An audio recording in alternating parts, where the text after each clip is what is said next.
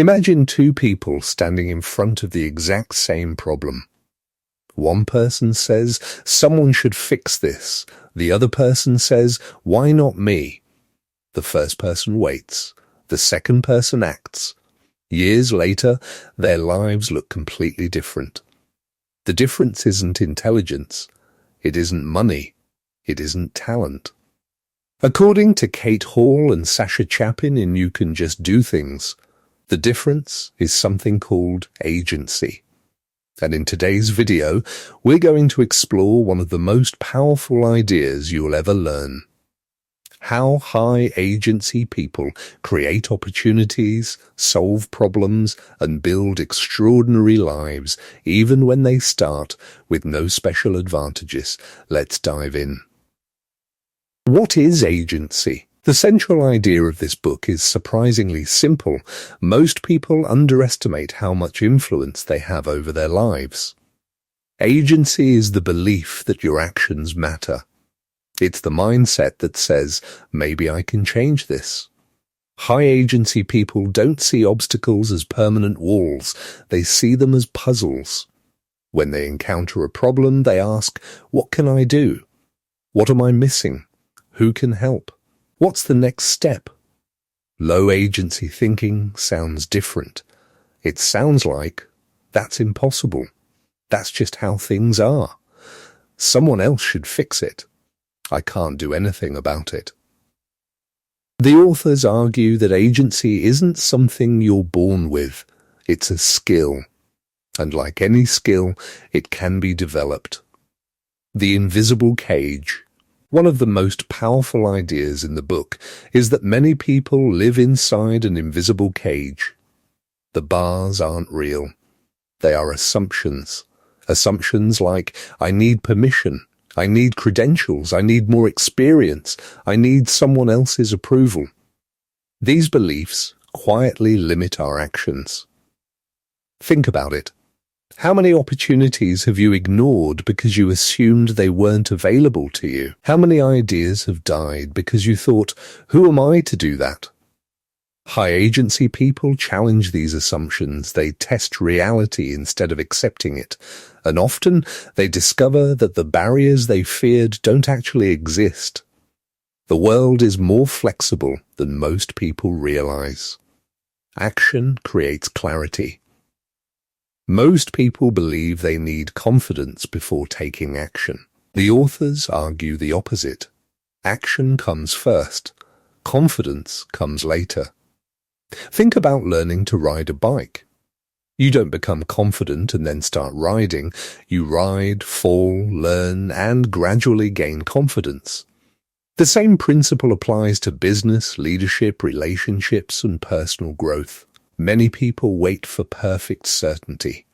High agency people move with incomplete information. They understand that clarity is a result of action, not a prerequisite for it. The lesson? Don't wait until you're ready. You'll never feel completely ready. Start moving. The path becomes visible as you walk it. The power of asking. One surprising trait of high agency people is their willingness to ask. They ask questions. They ask for opportunities. They ask for introduction. Most people avoid asking because they fear rejection. But the authors point out something fascinating. The world often says yes more than we expect.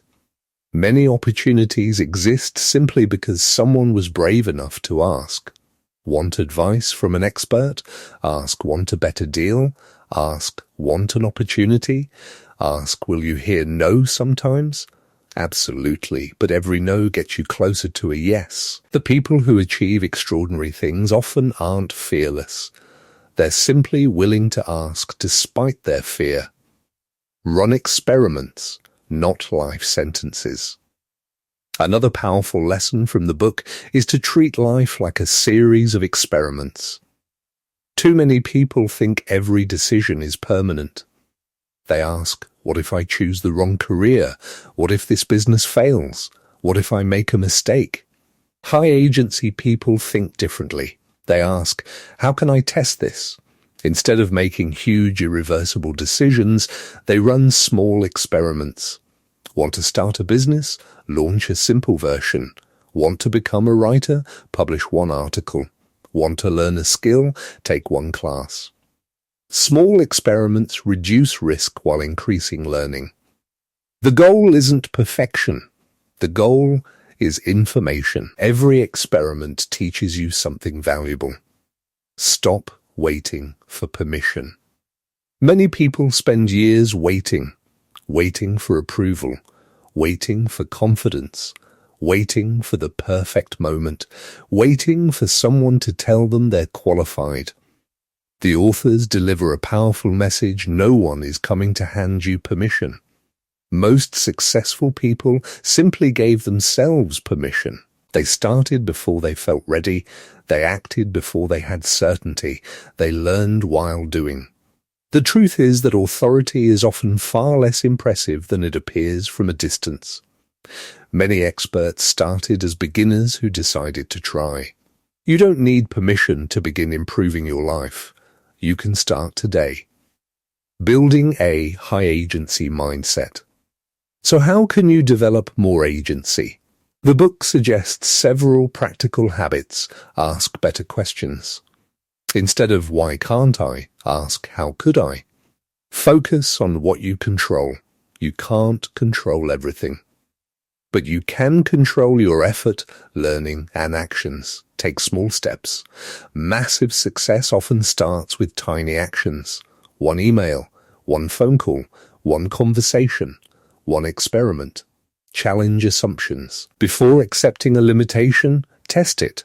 You may discover it was never real. Act before you feel ready. Action generates momentum. Momentum generates confidence. Confidence generates results.